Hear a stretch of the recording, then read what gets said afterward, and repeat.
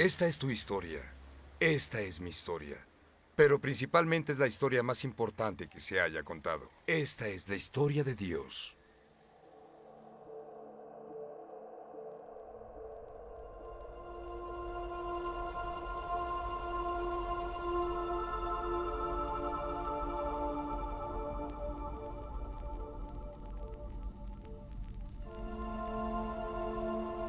Desde el mediodía y hasta la media tarde, toda la tierra quedó sumida en la oscuridad, pues el sol se ocultó. Como a las 3 de la tarde, Jesús gritó con fuerza: Elí, Elí, lama bactani, que significa: Dios mío, ¿por qué me has desamparado?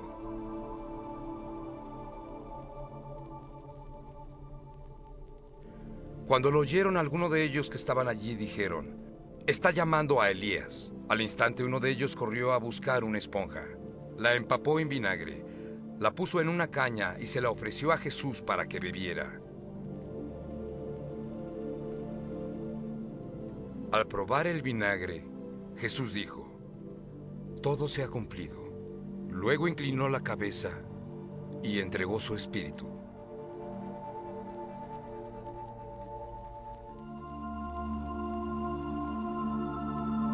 Sesión 26. La hora de las tinieblas.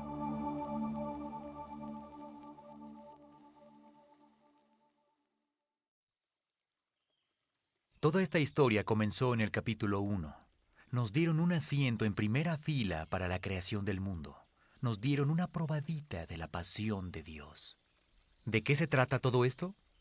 El Dios de la historia primaria creó la historia secundaria para poder bajar y así estar con nosotros. Dentro de la inmensa vastedad del universo, creó un hermoso jardín. Después creó a las dos primeras personas, Adán y Eva, y bajó a comenzar una vida con ellos, una vida maravillosa con Dios. Pero ellos no tenían la misma pasión. Sabemos que el pecado se introdujo en sus seres.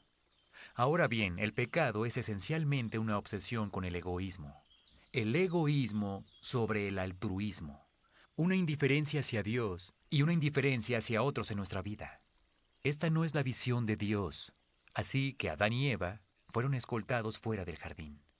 Dios volvió a la historia primaria, pero hizo una promesa. Él iba a proveer la forma de recuperarnos. Con esa promesa surgió el plan. Y capítulo a capítulo ese plan se ha estado desarrollando. Cada historia en la vida de Israel apunta a la primera venida de Jesús. Pero ¿qué va a hacer Jesús, el Hijo de Dios, para proporcionarnos un camino de regreso a Dios? De eso se trata este capítulo. En este capítulo Jesús va a morir. Lo van a crucificar. Escucha esto. El resultado de este acto se ve muy diferente desde la historia secundaria a lo que se ve desde la historia primaria. En la historia secundaria, los que crucificaron a Jesús concluyeron: Él está acabado. He aquí cómo sucedió. Todo comienza con Judas traicionando a Jesús. Judas era uno de los 12. Él vendió el paradero de Jesús por 30 piezas de plata. Jesús es arrestado. Los discípulos se esparcen dejando a Jesús solo. Incluso Pedro, que era su mano derecha, lo niega 3 veces. Lo llevan ante Caifás, el sumo sacerdote. Están buscando evidencia para condenarlo y matarlo. Jesús les da lo que necesitaban y le escupen en la cara. Le pegan en el rostro con el puño y lo abofetean. De ahí lo llevan ante Pilato. Pilato es el gobernador enviado por Roma para vigilar y trabajar con los líderes judíos. A Pilato no le interesa este asunto, solo intenta salvar su propio interés político.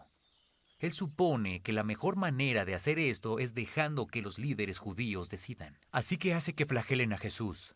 Esa es una costumbre romana brutal, donde el acusado es desnudado de la cintura hacia arriba, lo atan a un poste y luego lo golpean con un látigo que tenía objetos afilados en la punta, al cual llamaban gato de 9 colas, y literalmente arrancaba la carne hasta el hueso. Luego le colocaron una corona de espinas en la cabeza perforándole el cráneo. Le pusieron una capa púrpura para burlarse de él y lo llevaron después con los líderes judíos preguntándoles qué querían hacer con Jesús ahora. Ellos gritaron, «¡Crucifíquenlo!». Y eso es exactamente lo que hicieron. Lo clavaron de pies y manos a una cruz y lo levantaron en medio de dos ladrones. Mientras estaba en la cruz, siguieron los insultos y las burlas hacia él. Echaron suertes en cuanto a sus ropas, ya que estaba colgado desnudo en la cruz. Luego de unas horas, Jesús murió. En la historia secundaria, lo crucificaron y pensaron, «Él está acabado». Pero las cosas no fueron así en la historia primaria. La primera clave radica en la época del año en que sucedió esto. Este capítulo de la historia comienza con estas palabras. El primer día de la fiesta de los panes sin levadura, cuando se acostumbraba a sacrificar el cordero de la Pascua, Marcos 14:12. A Jesús lo crucifican durante la semana de la Pascua. Juan el Bautista se esforzó en presentarnos a Jesús como el Cordero de Dios. ¿Alguien ve la conexión aquí? Dios cuidadosamente seleccionó justo este tiempo. Jesús dijo que Él fue incluso más preciso cuando manifestó, «Padre, la hora ha llegado». No fue una sorpresa que Judas traicionara a Jesús. No se trató de que Jesús lo anunciara. Fue el cumplimiento de una profecía del Antiguo Testamento. Jeremías nos dijo 600 años antes que justo así ocurriría. Mientras Jesús estaba en el jardín de Getsemaní, la noche previa a su muerte, oró a su Padre. «Si es posible, no me hagas beber este trago amargo, pero no sea lo que yo quiero, sino lo que quieres tú». Mateo 26:39. En la historia secundaria, Jesús sabe lo que el mañana le traerá: mucho dolor y humillación. Pero lo más importante sucederá cuando esté colgado en la cruz y todos los pecados de la humanidad pasen a Él a pesar de todo. Jesús alineó su vida con la historia primaria. Más tarde esa noche, cuando llegaron a arrestar a Jesús, le dijo a Pedro, «Vuelve esa espada a su funda. ¿Acaso no he de beber el trago amargo que el Padre me da a beber?». Dios había contestado, «No hay otra manera de proporcionarnos un camino para volver a Él». Cuando parecía que los discípulos lo habían abandonado, es porque así Dios quería que fuera. En Juan 6:39, Jesús les dice que es la voluntad de Dios que no perdiera a ninguno de sus discípulos. Ellos no lo sabían entonces, pero se refería a este momento. Y cuando se esparcieron, los estaba protegiendo de la muerte. Jesús incluso le dijo a Pedro que lo negaría 3 veces antes de que él pensara en hacer algo así. Nada de lo que sucedía era una sorpresa para Jesús. Todo había sido orquestado desde la historia primaria. Cuando estuvo frente a Pilato y tuvo la oportunidad de defenderse a sí mismo, se negó a hablar. El profeta Isaías nos dijo que eso es lo que pasaría. Maltratado y humillado, ni siquiera abrió su boca. Isaías 53:7. Cuando Pilato le dijo, «¿No te das cuenta de que tengo el poder de liberarte o de crucificarte?», Jesús le respondió, «No tendrías ningún poder sobre mí si no se te hubiera dado de arriba». Juan 19:11. Dios está en control de todo lo que sucede.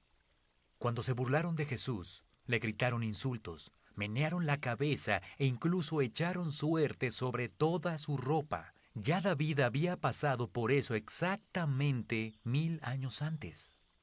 Cuantos me ven se ríen de mí, lanzan insultos, meneando la cabeza. Salmo 22:7. Se reparten entre ellos mis vestidos y sobre mi ropa echan suertes. Salmo 22:18. Cuando el soldado romano le perforó un costado, Isaías dijo que así sucedería. Él fue traspasado por nuestras rebeliones. Y cuando Jesús murió, los líderes de la historia secundaria proclamaron, «Él está acabado». Pero Jesús desde la historia primaria dijo, «Todo se ha cumplido». Esa no es una declaración de derrota, sino de victoria. Él está diciendo que la obra que vino a hacer ha sido completada. El Cordero de Dios fue sacrificado. Se ha pagado el precio del pecado de una vez por todas, para toda persona, judíos y gentiles, esclavos y libres, hombres y mujeres, malos y aquellos que pretenden ser buenos. Isaías nos dijo que el plan de Dios era que Jesús fuera nuestra ofrenda expiatoria. Lo único que tenemos que hacer es colocar nuestra mano en la cabeza de Jesús, como hacían los israelitas sobre el becerro sin mancha, y transferir todos nuestros pecados, toda nuestra culpa y vergüenza a Él. Su sangre es colocada en el altar de Dios y considerada un sacrificio aceptable por todos nuestros pecados, ya que en su sangre no hay pecado, no hay contaminación. Aquellos que aceptan este regalo, esta provisión de Dios, son perdonados, así como sus pecados, rompiéndose la barrera entre nosotros y Dios. En realidad, este capítulo termina declarando esta verdad. En el momento en que Jesús murió, la gruesa cortina del templo, que siempre nos había separado del lugar santísimo, el lugar donde mora Dios, se rompió en dos.